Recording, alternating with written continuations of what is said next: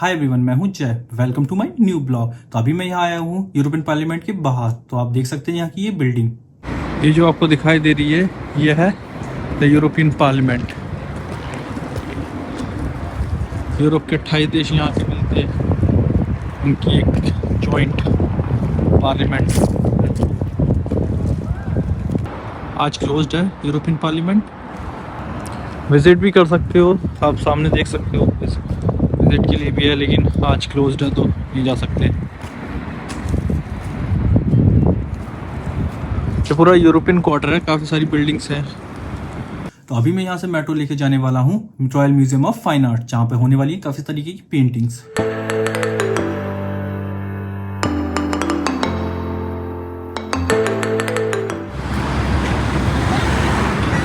The royal museum of fine arts.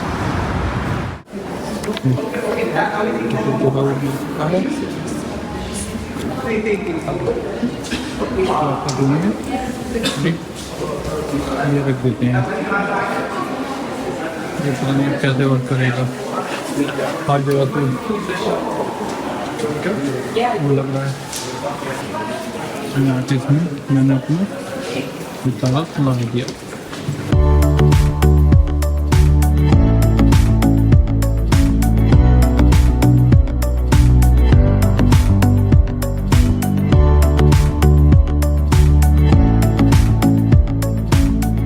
तो यहाँ अंदर आते ही मुझे मिली यहाँ पे काफ़ी बोल्ड स्कल्पचर्स, जो कि आप देख सकते हो। तो इस म्यूज़ियम की खासियत मैं बता दूँ तो ये म्यूज़ियम काफ़ी बड़ा है और मल्टी फ्लोर है। तो आपको पता चलेगा कि यहाँ पर कितनी ज़्यादा पेंटिंग्स और स्कल्पचर्स हैं। यहाँ तो अभी बाहर से ही मुझे देख के लग रहा है कि भाई बहुत टाइम लगने वाला है यहाँ पर। तो यहाँ पर मैं आया हूँ एक सेक्शन में जहाँ पे हमें दिखाई गई थी एक छोटी सी मूवी, जो कि आप देख सकते हो।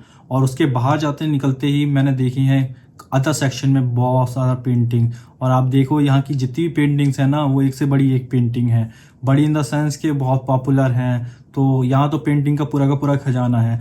तो मुझे समझ में नहीं आता कि यूरोपियंस को पेंटिंग से इतना ज़्यादा लगाव क्यों था। तो इंडिया में भी हम स्कल्पचर्स बनाते थे तरह तरह की, बट यहाँ पर जो ना ये लोगों ने आर्ट्स को एक नेक्स्ट लेवल पे ले गए। और मोस्टली जो ऑयल पेंटिंग्स होती थी वो वाली, तो आप खुद ही देखो कि इनके पास कितना बड़ा कलेक्शन है और हर तरीके की मूर्तियाँ हैं। मूर्ति मतलब पिक्चर और पेंटिंग्स। तो ये वाला जो फाइन आर्ट्स का जो म्यूजियम है, ये तो मुझे काफ़ी अच्छा लग रहा है, क्योंकि अगर आपने मेरे पहले भी ब्लॉग देखे हों तो आपको पता होगा कि मैं म्यूजियम जाना बहुत ज़्यादा पसंद करता हूँ और उसमें भी पेंटिंग्स बहुत ज़्यादा पसंद करता हूँ। और इनके यहाँ पे है बहुत ज़्यादा बड़ा कलेक्शन पेंटिंग्स का।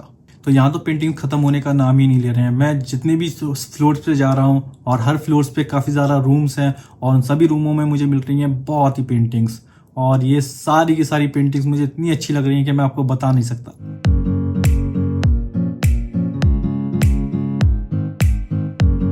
तो यहाँ पे मुझे मिल रही हैं बहुत ज़्यादा bold paintings, but it is okay, क्योंकि ये इनके कल्चर का पार्ट है। जैसे हम देखें तो हमारे कल्चर में बहुत सारी चीज़ें हैं, और ये उनका कल्चर है तो उनके कल्चर में भी बहुत सारी चीज़ें हैं। तो आपको देख के ना हाँ नहीं करना चाहिए कि वो ये क्या पेंटिंग है, क्या है। ये भी इनके कल्चर का पार्ट है और ये पेंटिंग्स हैं, तो आपको इसकी रिस्पेक्ट करनी चाहिए। और मतलब देखो, हर जगह पे कल्चर डिफरेंट होता ही है। तो हर कल्चर में आप जा रहे हो तो वहाँ के कल्चर को थोड़ा अडेप्ट करो, समझो कि हाँ अगर यहाँ पर इतनी बोल्ड पेंटिंग्स बनाई जाती थी तो उसका कोई रीज़न होगा। तो उस चीज़ को आप अगर समझोगे तो आपको पता चलेगा। और यही चीज़ होती है मल्टी कल्चर थिंग, कि हाँ कि आप दूसरे कल्चर में जाओ तो उसको अच्छे से अडॉप्ट कर पाओ। ये ना हो कि नहीं ये तो इथिकली गलत है, मोरली गलत है। वो आपको लगता होगा कि आपके कॉन्टेक्स्ट के हिसाब से, जैसे आपकी अपब्रिंगिंग हुई होगी, बट वहाँ के हिसाब से ये बहुत कॉमन है। मैंने तो जो साइंस म्यूजियम में भी गया हूँ तो वहाँ पे भी मैंने देखा है कि छोटे छोटे बच्चों को हर चीज़ की नॉलेज दी जा रही है, जो हमारे यहाँ पे तो हुआ मानते हैं कि नहीं ये बच्चों को तो ये चीज़ें बतानी नहीं चाहिए, जबकि वहाँ पे बच्चे उनको देखते हैं प्लस समझते हैं। तो वही सेम चीज़ है कि यहाँ पर ये लोग जो है इतना ज़्यादा वो नहीं सोचते कि हाँ कि नहीं यार उनके लिए ठीक है। और मतलब कोई इथिकली चीज़ गलत या सही नहीं होती, ये केवल एक व्यू का वो होता है कि हाँ आप किस तरीके से उस चीज़ों को देखते हो। तो ये म्यूज़ियम तो ख़त्म होने का नाम ही नहीं ले रहा है। मैं आपको बता दूं, मैं कई फ्लोर्स में जा चुका हूं और यहाँ पर ना रास्ते इतने ज़्यादा थोड़े से कॉम्प्लिकेटेड हैं। मतलब मैं किधर जाता हूँ किधर निकल रहा हूँ कुछ पता ही नहीं चल रहा है। और यहाँ पर ये तो मल्टी फ्लोर है ना, तो फिर पता ही नहीं चलता कि कहाँ पे कई चीज़ें चेंज हो गई हैं। एक फ्लोर में मैं कवर कर रहा हूँ और फिर उसके बाद कोई और रास्ता मिलता है, उस रास्ते पर निकल जा रहा हूँ तो पता चल रहा है कि मैं तो दूसरी की दूसरी पूरी की पूरी नई बिल्डिंग में पहुँच गया हूँ। और ये मल्टी कनेक्टेड बिल्डिंग और मल्टी फ्लोर है ना, तो चीज़ें अच्छे से मुझे समझ में नहीं आ रही कि किधर जा रहा हूँ, बट ये है कि फ्लो के साथ में मैं जो भी चीज़ मिलती जा रही है उसको कवर करते जा रहा हूँ, और जब मैं थक जाऊँगा तो अब फिर मैं सोचूंगा कि हाँ चलो एग्जिट लिया जाए।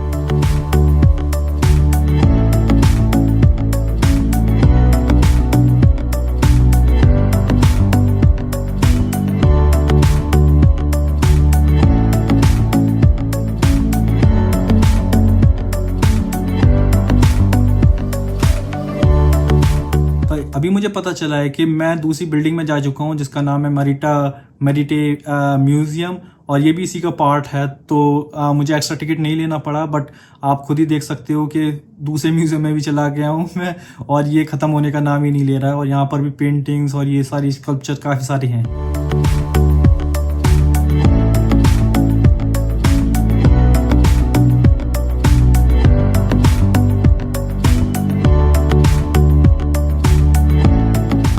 तीन म्यूजियम हैं एक साथ। अब ये देखो, ये बैंगनी कलर में जो है, अब ये शुरू होगा। वेलकम।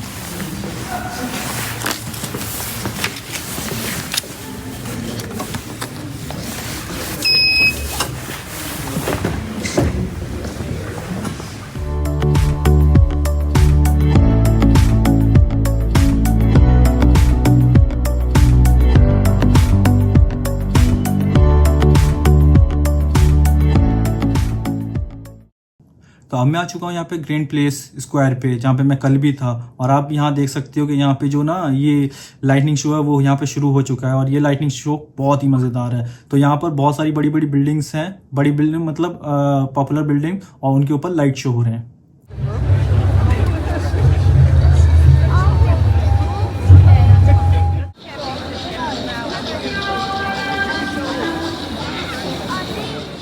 तो अब टाइम हो चुका था हमारे डिनर का, और डिनर में मैं लेने वाला हूँ यहाँ पर मैकडोनल्ड में एक मील, जहाँ पे मुझे मिला एक बर्गर, फ्रेंच फ्राइज और कोल्ड ड्रिंक। आ गया है वेजी बर्गर, फ्रेंच। तो अब मैं मेट्रो लेके जाने वाला हूँ अपने हॉस्टल वापस। वहाँ पे देखते हैं अब क्या करना है आगे।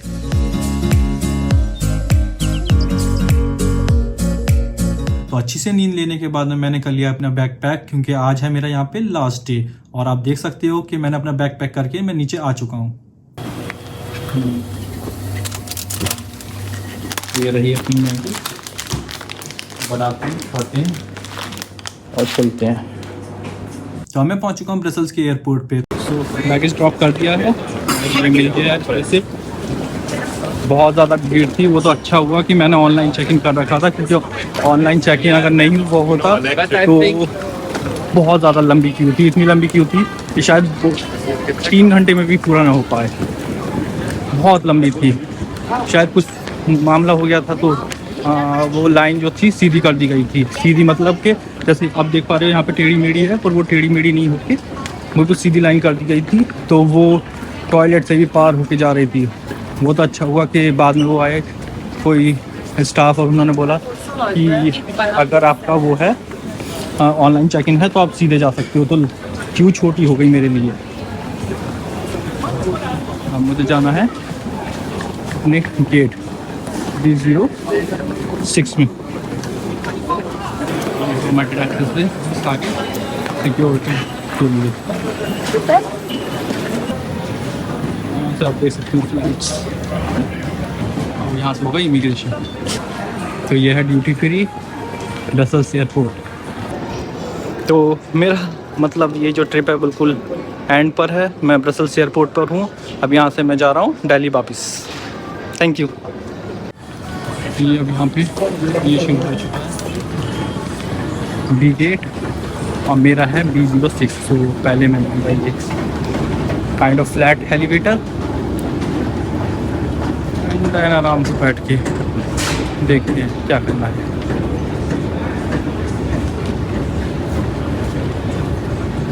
जल्दी हो गया, अदरवाइज़ तो मुझे लग रहा था कि आज तो बहुत ही ज़्यादा देर लगने वाली है, बट लकीली इतनी ज़्यादा देर नहीं लगी।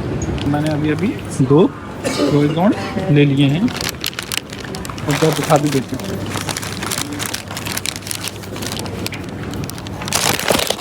क्रोइज़ॉन्ट काफ़ी अच्छे लगते हैं।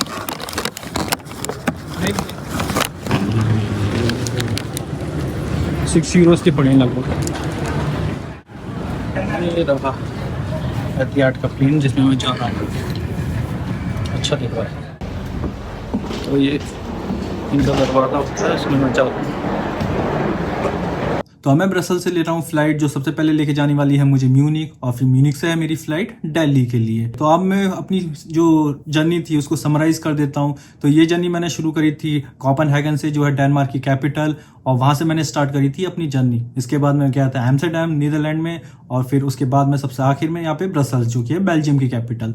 तो ये 3 कंट्री का मैंने एक टूर किया था जो कि मेरी यूरो ट्रिप थी। तो ये बहुत ही शानदार रही है, और मैं बता सकता हूँ कि यार मेरा एक्सपीरियंस तो काफ़ी अच्छा रहा है, क्योंकि जहाँ पे भी मैं गया हूँ मुझे बहुत सारी चीज़ें ऑर्गेनाइज्ड मिली, बहुत सारे म्यूजियम देखे जो कि आप भी देख सकते हो। एक्सपेरिमेंटियम डेनमार्क में जो बच्चों के लिए था, मतलब साइंस म्यूजियम, इस तरीके से नीमो साइंस म्यूजियम जो नीदरलैंड में था, एडम लुकआउट। तो ये बहुत सारी चीज़ें जो मैंने इस अपनी ट्रिप में कवर करी है, और मैं बता सकता हूँ कि यार ये वाली ट्रिप तो बहुत ही ज़्यादा शानदार रही है। और मैं आपको बता दूं कि ये ना मेरी ग्रीस के बाद में सबसे पहले शुरुआत करी थी मैंने स्वीडन में।